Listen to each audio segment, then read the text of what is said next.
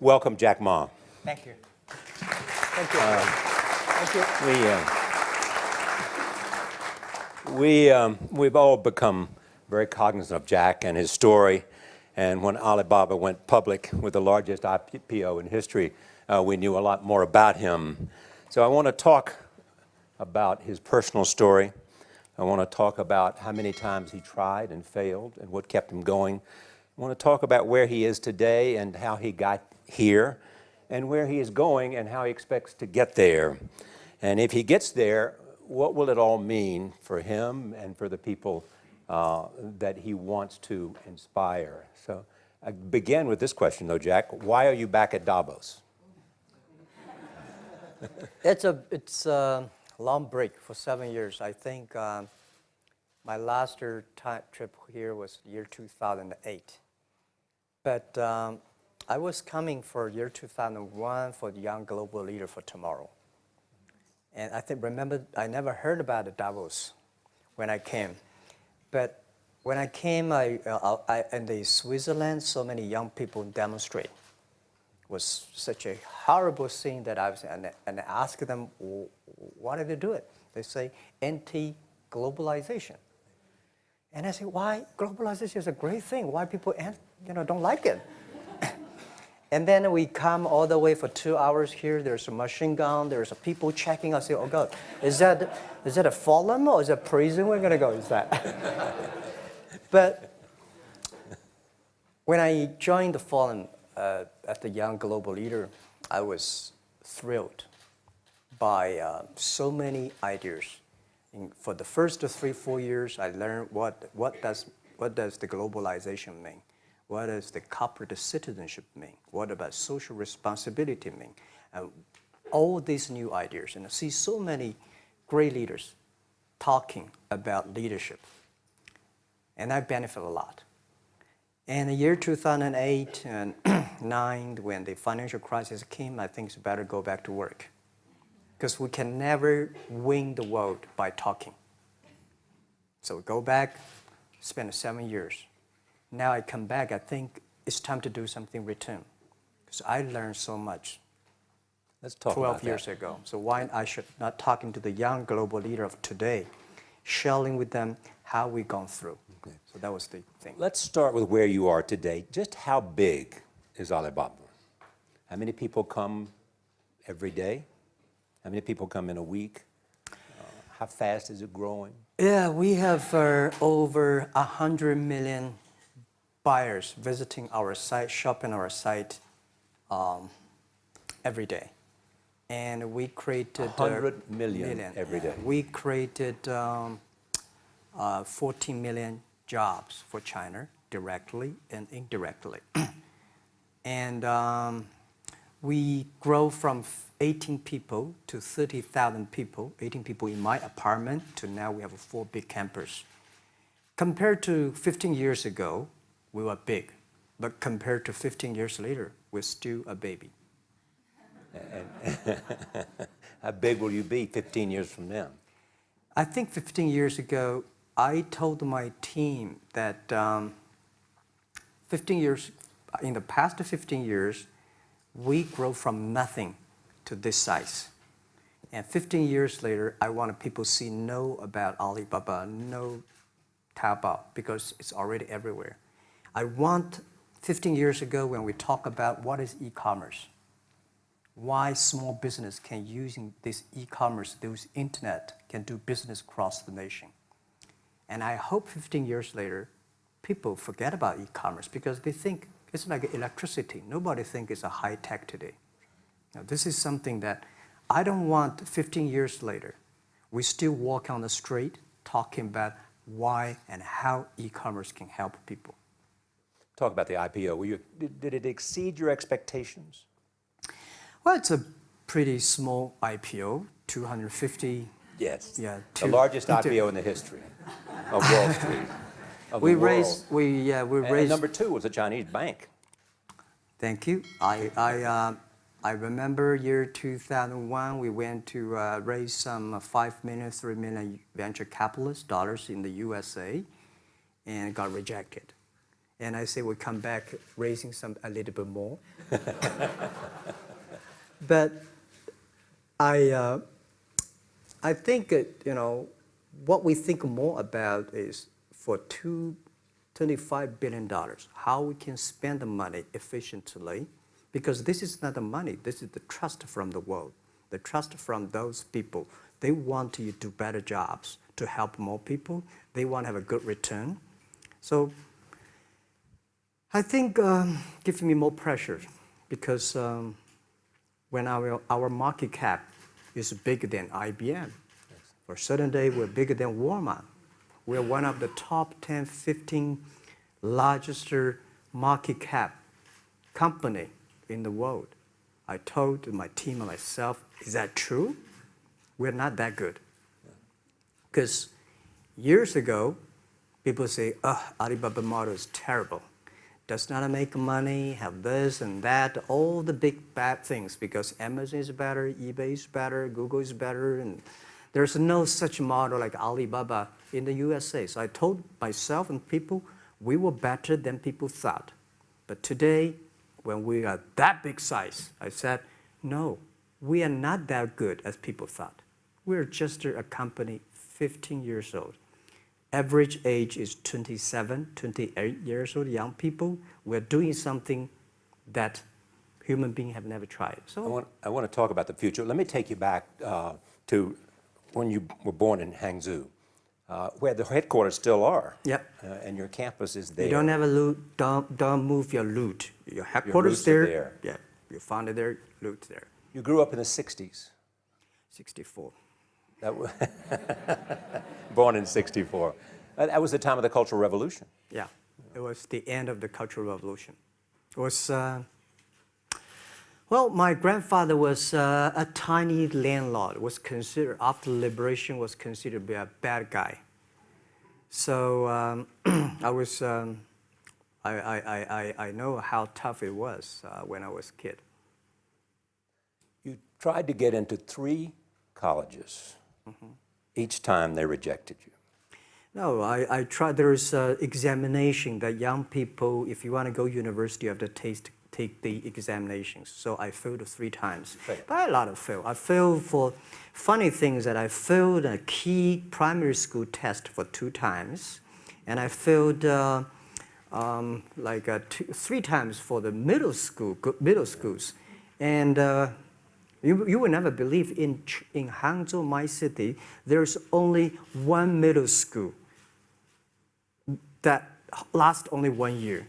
It was changed from primary school to middle school because our graduates of our school, no middle school accept us because we were too bad.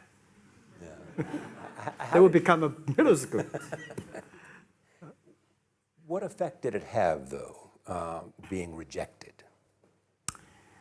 Well, I think we have to get used to it. We're not that good. Even today, we still have a lot of people reject us.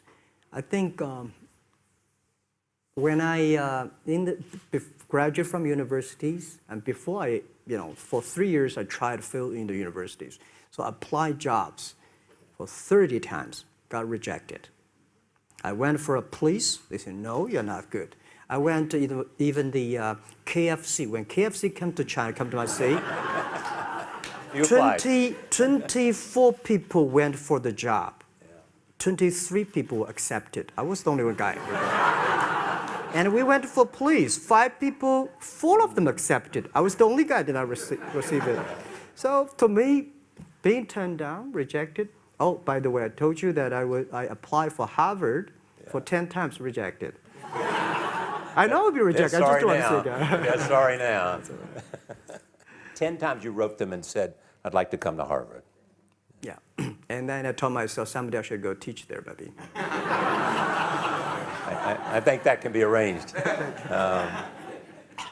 Richard Nixon came to Hangzhou. Yeah. And after that, tourists flooded the place. Yeah. And that's how you learned English. Yeah. I really like I don't know why at 12, 13 years old, that time I suddenly fell in love into the language, the English. And there's no place you can learn English at that time. There's no books, English books. So I went to the Hangzhou Hotel, now called Hangzhou Shangri-La Hotel, because that was the hotel can receive the foreign visitors. So every morning for 9 years, I showed them around as a free guide, and they taught me English. And I think that changed me. Today, I'm 100% made in China. I've never got a one-day train outside China. Yeah. And when people talk to me, say, Jack, how can you speak English like that? Why sometimes you talk like an Western guys? I think that was the 9 years. These Western tourists opened my mind because everything they told me are so different from the things I learned from the schools and from my parents. So now I have a habit. Whatever I see, whatever I read, I use my mind. Think about for 2 minutes. Is that how Ma Jun became Jack Ma? Actually, Jack, the name was given by a lady in tennis. She's a tourist. She came here and she said, came to Hangzhou. We become a pen friends. Ma Ring is so difficult to pronounce. So she said, do you have an English name? I said, don't. So can you give me an English name? She said, okay. She said, my father called it Jack. My husband called Jack. What do you think about Jack? I said, good. So I've been using that for that many years. Yeah. First visit to America, 1995? 1995, yeah. I came here for a project helping the local government to building up a highway. And you tried the internet. I tried the internet in Seattle and in a building called the U.S. Bank. I don't know whether the U.S. Bank is still there or not, but it's a building. And my friend opened a small office, which is like only 10% bigger than this room. And there are a lot of computers in there. And he said, Jack, this is internet. I asked, what is internet? He said, search whatever you want. At that time, they used Mosaic, very slow, right? Yeah. And I said, I don't use it. I don't want to type because computer is so expensive in China. If I destroy it, yes, I cannot pay. He said, just to search it. So I searched the first word, beer. I don't know why, because it's easy to spell, baby. And I see beers from Germany, beers from USA, beers from Japan, but there's no beer from China. And I say, okay, type the second word is China. No data. Nothing. Nothing. And I said, 1995. 1995, no data about China. So I talked to my friend, why not make something about China? So we made a small, very ugly looking page called China. It's something like I did a translation agency, we listed on there. It was so shocking. We launched at 9:40 in the morning. 12:30, I got a phone call from my friend. He said, Jack, you got 5 emails. I said, what is email? And they say, these are the things. Say, people so excited. Where are you? This is the first time I see a Chinese website on that. How can we can we do something together? So I think this is something interesting. So we should do it. Why did you call it Alibaba? Alibaba? Well, when I started, I think internet is global. We should have a global name. And a name that, interesting, like at that time, the best name is Yahoo. Right, so I've been thinking for many days, suddenly thinking Alibaba is a good name. So I happened to be in San Francisco that day. I did have a lunch, and the waitress came. I asked her, do you know about Alibaba? She said, yes. I said, what is Alibaba? She said, Open Sesame. Good. So I went on the street, asked about 10, 20 people. They all know about Alibaba, 40 Thieves, and Open Sesame. And I think this is a good name. And start with A. Whatever you talk about, Alibaba is always top. You have said before that in creating Alibaba, you had to create trust. Yep. Because people in China were used to face-to-face. Yeah. How did you create trust? I think because we started out doing business on the internet, I don't know you, you don't know me. So how can you do things online unless you have trust?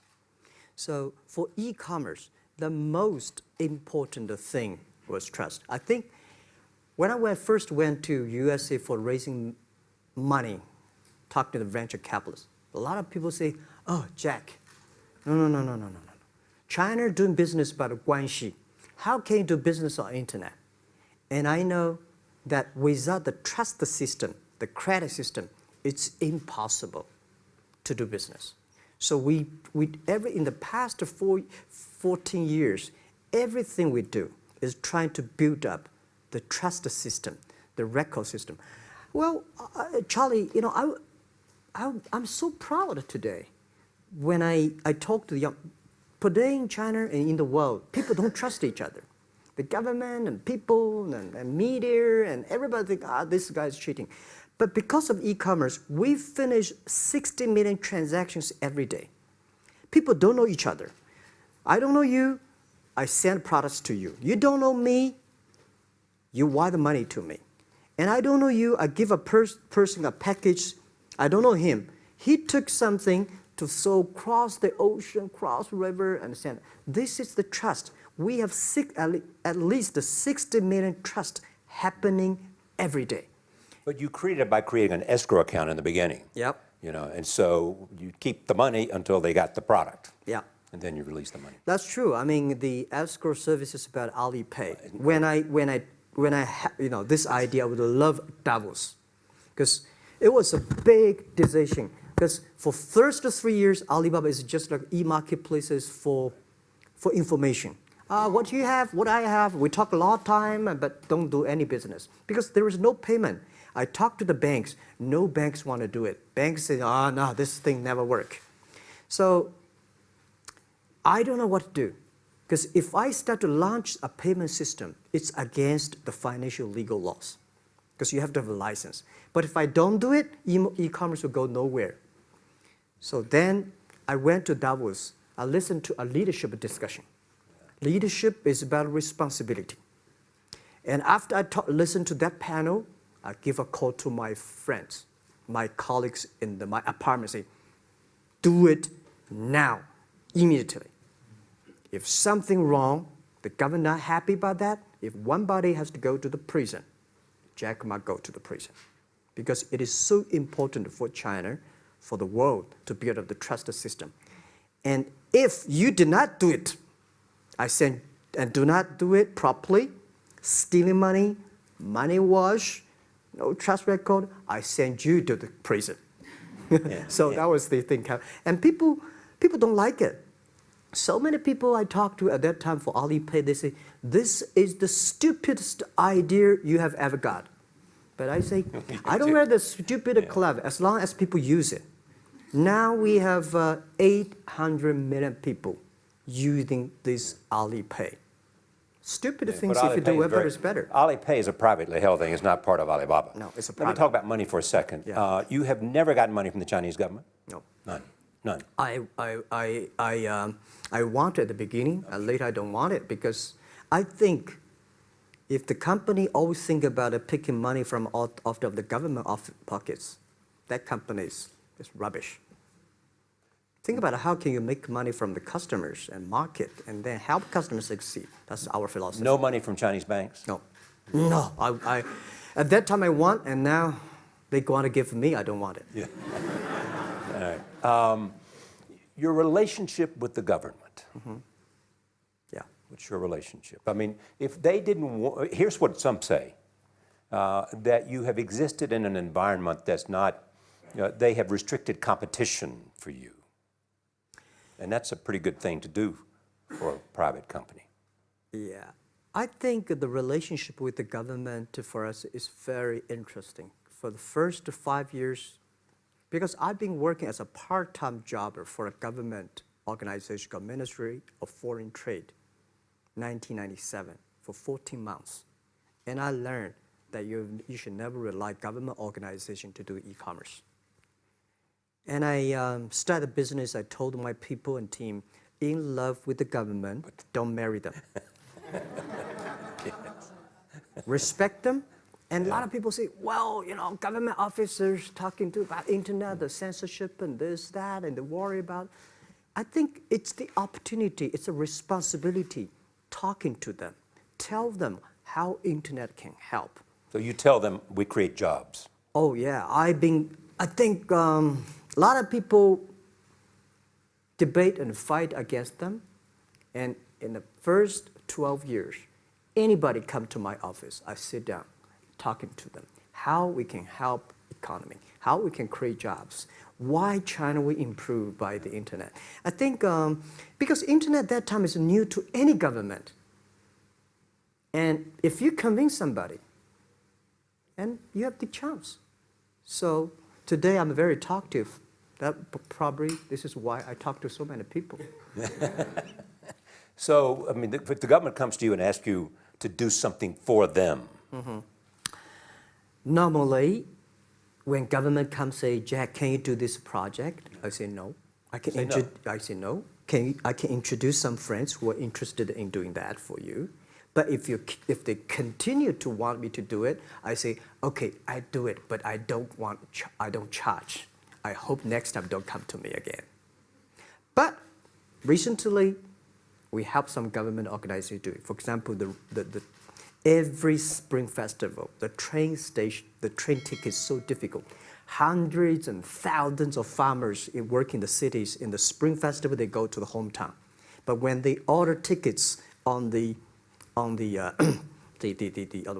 whole system crashed for 5 years. So I told my young people, go support them. Don't charge anything. Because I don't want to see millions of farmers go back to city and they cannot buy the tickets. So it's something that it's not for money. It's something it's not for the government. It's for the millions of people. They can buy tickets in a snowy night and they don't have to wait. They just use mobile phone, online, they get ticket. One way stop along the route to where you are in that big IPO was Yahoo. Jerry Yang gave you invested $1 billion. Yeah. $1 billion. Yeah. It turned out to be a pretty good investment for Yahoo. Yeah. But one time after another, you raised this money on your own outside of China with investors. Yeah, I'm very thankful for all the investors because 1999, year 2000, and even at the Yahoo time, a lot of people say this Jack is crazy. He's doing something that we don't understand. A lot of venture capitalists give you money because there is such a American model already there. But they say Alibaba, we don't see this kind of model, right? They say Jack's crazy. Yeah, this is crazy guy. I mean, I remember my first time in Time magazine, they call me Crazy Jack. And I think crazy is good. We are crazy, but we're not stupid. We know what we are doing, but if everybody agree with me, if everybody believe our idea is good, we have no chance. So that's the money we raised. We're very thankful. So when our investors make a lot of money, I feel proud and honored. As you know, in the United States, issues have risen about privacy. Yeah. Google and Apple, and questions of whether the government should have access to files. How do you handle that if the Chinese government says you know a lot about people? You have transactional relationships with lots of people. And they say, we want to see your files. Well, so far I don't have this kind of problems from Chinese government. And I told them, any government, if you come here for the national security, anti-terrorist, well, anywhere, anti-terrorist, we work together. It's a criminal, we work. But rest of that, no. I said, we are a business. The data is so precious because we don't know how. Because if we give to anybody, it's going to be a disaster. And also about privacy issues. I think, just like hundreds of years ago, people say, I would rather put money under my pillow rather than put in the banks. But today, banks, they're special. They know how to protect money much better than you do.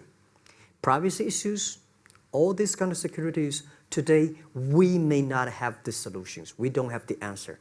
But I believe our young people have the solutions. In the next 10, 20 years, there will be breakthrough on that. And I'm fully confident on that. Your life is a testament to the idea that nothing is impossible. That if somebody says no, you say it's just the beginning. Where does that come from? Well, at the beginning, I never thought, I thought when I was young, I said, everything's possible. Now I know not everything's possible. When you have something, you have to think about, you have to consider about the others. You have to consider about the customer, society, your employees, your shareholders, society. There are so many things that I think if you continue to work hard, there's possibility. And I just feel that I'm enthusiastic about what we are doing. At the beginning, for the first 5 years, I just want to survive. And 5 years later, I think... That's 2000, from 90... Yeah. But later, I think, wow, so many people's life changed. I was so excited, for the first 3 years, we made zero revenue. Zero revenue. But we are so excited to continue to work. You know what happened? I remember many times when I go to restaurant have dinner, somebody came, when I was trying to pay the bill, the owner of the restaurant came to say, "Sir, your bill is paid by someone." And the small note say, "Hey, Mr. Ma, I'm your customer of Alibaba Group, Alibaba platform. I made a lot of money, and I know you don't make any money. I pay the bill for you." Yeah. And I remember one day that I was sitting somewhere in the coffee, somebody sending me a cigar. I don't smoke cigar, but there's a note that, "Thank you very much, I'm your customer." And I remember in the Taobao days, I was at the Shangri-La Hotel in Beijing. When I get on the taxi, the man who opened the door for me, the boy at the gate, he said, "Jack, thank you very much. I'm service here. My girlfriend makes more money than I do on your site." And this is something that you know that it's not amazing. If you don't do it, nothing's possible. If you try to do it, at least you have the hope. The revenue comes from advertising and a smaller amount from transactional fees. Yeah. Most of it from advertising. Tiny. Tiny from advertising? Tiny from advertising, tiny from transactions, because we need big mass. Now we have more than 10 million small business, power sellers selling our site to everywhere. So the transactions we have is second after Walmart. So tiny. Second after Walmart. Yeah, tiny of the of the money already make us big. So, we second after Walmart. I remember one of the senior management of Walmart guys came to Hangzhou 5 years ago. He said, "Jack, you do a great job," and blah, blah, blah. So I said, maybe in 10 years we'll be bigger than Walmart. He said, "Young man, you have a good hope." So we said, make a bet. I think in 10 years we'll be bigger than Walmart on the sales. Because if you want to have 10,000 new customers, you have to build a new warehouse and this, that. For me, 2 servers. What's your market cap versus Walmart today? I don't know, but I don't maybe either. It's close. I think so. Maybe we should check later. All right. Yeah. So where are you going? What does Jack want? I think because the name for Alibaba, we are internet company, happen to be in China. We have the same spirit and entrepreneur spirit like every great entrepreneurs in the world. And I remember the day when I started Alibaba, we want to have a mission helping small business doing easier. So next step is, today, so many millions of small business using our platform to sell things, and over 300 million consumers buy things from our site. Cheapest, efficient. So what I'm thinking about, how we can make Alibaba a platform for global small business. My vision is that if we can help a Norway small business can sell things to Argentina, and Argentina consumers can buy things online from Switzerland. And we can build up, which I called, I don't know, maybe not right word, called EWTO. The WTO is great, past century. But WTO helped so many big companies to sell things across the nation. Today, internet can help small business sell things across the oceans, across the nations. And I hope that we can serve 2 billion consumers. 2 billion consumers. 2 billion consumers. We can help 10 million small business outside China. Help them. Outside China. Outside China. Because we help the American farmers in Washington State almost 300 tons of cherries to China last year. Cherries. Before we sell, the ambassador of USA came to me and said, Jack, can you help us selling cherries? In China. I said, what cherries and the fruits? He said, why not? I said, why not? Let's try. So that when we start to sell cherries, the cherries still on the trees.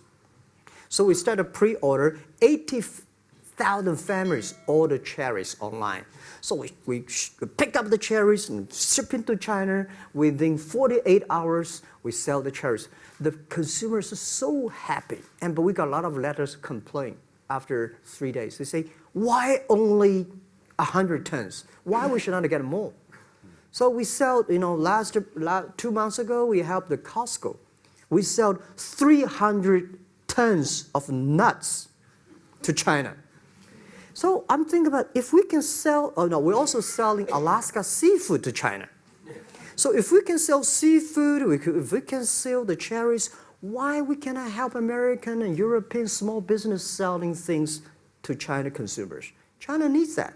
So this is what I want to do is that 2 billion consumers, China, Asia, developing nations, how we can let them buy things globally. Alibaba rode with the millions of people that went from poverty to the middle class in China. I mean, you were right there growing as they grew and increased. When you look at the international markets, you're doing well in Russia? Yeah. How well? We do pretty good in Russia, and we do also pretty good in Brazil. In Brazil? Russia, I think now I don't know, we are if not the number 1, we're the number 2 or number 3 largest. E-commerce. E-commerce. I remember last year we had a campaign. The campaign is that a lot of Russian girls and boys want to buy things from China. You know how many days a Russian girl placed an order and received the products from China? 2 years ago, 4 months. Even that, people are so happy about all the thing. And last year, the campaign, within 1 week, we crashed the whole logistics system of Russia. All right. You were also seen in Hollywood. Yeah. What are you doing in Hollywood? Well, I like the Hollywood innovation at the digital background. I learned so much about the Hollywood movies, especially the Forrest Gump. You love Forrest Gump. I love Forrest Gump. Well, why do you like him? Simple. Never give up. Never give up. People thinking he's dumb, but he knows what he's doing. And I was very depressed the day, year 2002 or 3 in the States, when a bit earlier than that. I was very depressed when I could not find out a way for the internet. And then I watched the movie in my friend's home, Forrest Gump. When I see him, I think, this is the guy we should learn from. Believe what you're doing, love it, whether people like it, don't like it, be simple. And like the word, life is like a box of chocolate. You never know what you can get, right? I never know I would be here talking to you and talking to Charlie Rose. I never know. But today I made it. I told my people in my apartment 15 years ago, guys, we have to work hard, not for ourselves. If we can be successful, 80% of the young people in China can be successful. We don't have a rich father, powerful uncle. We don't have $1 from bank, 1 cent from government. Just work as a team. So what do you worry about? I worry about it today. Young people, a lot of young people lose hope, lose vision, and start to complain. Because we also have the same period. Because when it's not a good feeling being rejected by so many people. We also depressed, but at least later we find that the world has a lot of opportunity. How you see the world, how you catch the opportunity. So, and the Hollywood gives me a lot of inspiration. You know? But you were out there for business. You were out there because you want to make movies and sell them. I want to make the movie for business-wise. We are e-commerce company. We have a lot of products that need logistic. But movie, TV, these are things you don't need logistic system. And movie probably is the best product that can help Chinese young people to understand. Because one thing I told the Chinese people, my friends, in American movie, all the heroes at the beginning, they look like a bad guy. Terrible things coming, they become a hero. And finally, they all survived. China, if you buy a hero, all the hero died. So, because only dead people become the hero. So nobody want to be the hero. So you want to change the Chinese definition of hero? Yeah, I want to say hero. Today we have so many heroes who live in this world. Are you still writing these kung fu novels, or are you just reading them? I read them, and I start to write something. I think it's fun. The kung fu is something you start to think about something that you cannot do. But if you have some luck, if you continue to practice, if you got a good master, if you're a good team, you're an expert. So at least to make me, when I'm busy, when I'm tired or frustrated, I read kung fu books. And You also travel with a Tai Chi. Am I saying that right? Trainer. Tai Chi? Tai Chi. Tai Chi. Tai Chi, yeah. What does that do for you, other than keep you in good health? I love Tai Chi. Tai Chi is a philosophy about yin and yang. Yeah. Tai Chi is about how you balance, how you work, like a competition. People say when I compete with eBay, say, you hate eBay. No, I don't hate eBay. It's a great company. You know, they come, I go. You know, Tai Chi is like, you fight here, I go over there. You put it on the top, I go to down, right? So it's a balance, right? You are heavy, I'm small, you know. When I'm small, I can jump. You're heavy, cannot jump. So the Tai Chi is better philosophy. I use in Tai Chi philosophy in the business. Calm down. There's always way out. And keep yourself balanced. And meanwhile, don't try to, because business is a competition is a fun. Business is not like a battlefield. You die or I win. Business, even if you die, I may not win. Right? So it's better fun. So Tai Chi gives me a lot of inspirations. But you want your life and you want this company, Alibaba, to change the world. And you're changing the world if, in fact, you provide a forum for buying and you enable people to earn a living. Yeah. But also, you believe that Alibaba ought to change the lives of women. So what are you doing? At first, I think many years ago, I want to change the world. Now, I think if we want to change the world, we change ourselves. Change ourselves is more important and easier than change the world. And second is that I want to improve the world. Because it changed the world may be Obama's job. Because my job is to making sure that my team are happy. Because my team are happy, they can make my customer happy. If my customer, they are all small business. When they're happy, we are happy. About women, one of the secret source for Alibaba's success is that we have a lot of women. What percentage of women Well, among one Alibaba day employees? before, I think 2 or 3 months before we IPO, there's American journalist come to our company. She asked me a question. Jack, I've seen so many women in your company. I say, what's wrong? We have later we find that we have 47% of the employees of our company are women. How many? 40? 47% of our company are women. And we actually had a 51 because we acquired some company these days. They have more men, so balance that. But these are women in top-level positions? 33% of the management are women, and 24% of the senior management, very top level, are women. We have a women CEO, CFO, CPO, Chief People Officer, and we have everywhere. And I think so comfortable to working with them because women, in this world, if you want to win in 21st century, you have to making sure that making other people powerful, empower others, making sure the other people better than you are, then you will be successful. So I find the women, they think about the others more than they think about themselves. Right. Okay. Women think about the kids, husband, parents, much more than the man. And the user-friendliness. A couple of things I want to talk about before we go, because we have less than a couple of minutes. China today, are you worried the economy slowed down? No, I don't worry about it. I think China is doing, it's slowing down is much better than keep on 9%. China today is the second largest economy in the world. It's impossible to keep 9% of the growth. If China still keeps the 9% of the growth of the economy, there must be something wrong. You will never see the blue sky.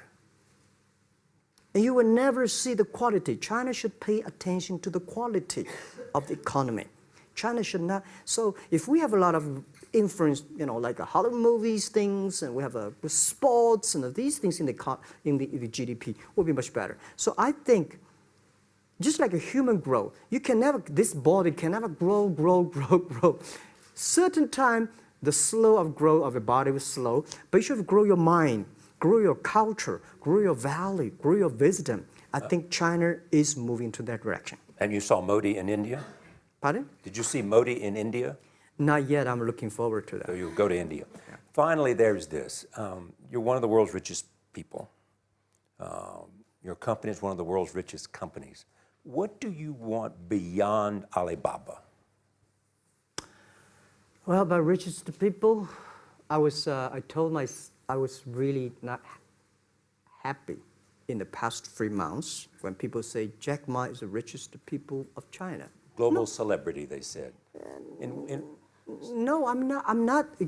When I started the business, you are. I never thought, because how many? Yeah, maybe I am. Not, but I think 15 years ago, in my apartment, my wife was at that time one of the 18 founders. I asked her, "Do you want your husband to be a rich person?"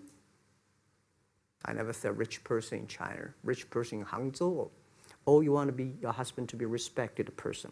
She said, "Of course, respected." Because she never believed, and I don't believe we'll be rich people. We just want to survive. But I believe when you have $1 million, that's your money. When you have $20 million, you start to have a problem. You worry about inflation, which is stock to buy and this, that, how it come. When you have $1 billion, that's not your money. That's the trust society gives on you. They believe you can manage the money, use the money better than the government and the others. So I think today, I have the resources, do more things. With the money we have, with the influence we have, we should spend more time on the young people. And I would say, someday I'll go back to teach. Go back to school, spend time with the young people, and sharing with them what I done. So the money is not mine. I just happily and having these resources, then I want to do a better job. Just tell them your story. Yeah, tell them the story and tell them that if Jack, I don't think in this world there are a lot of people be rejected more than 30 times. If we, the only thing we never give up, the only thing we're like a Forrest Gump, we keep on fight, we keep on changing ourselves. We don't complain. Whether you were successful or not successful, I find that people, when they finish the job, if they make the mistake, if they fail, if they always complain the others, this guy will never come back. If the guy only check himself, yeah, something wrong with me here, something wrong with me there, this guy has a hope. Jack, on behalf of everybody in this audience and a television audience around the world, thank you for taking your time to be with us. Thank you. Thank you. Thank you. Thank you. Thank you. Thank you so much, Rob.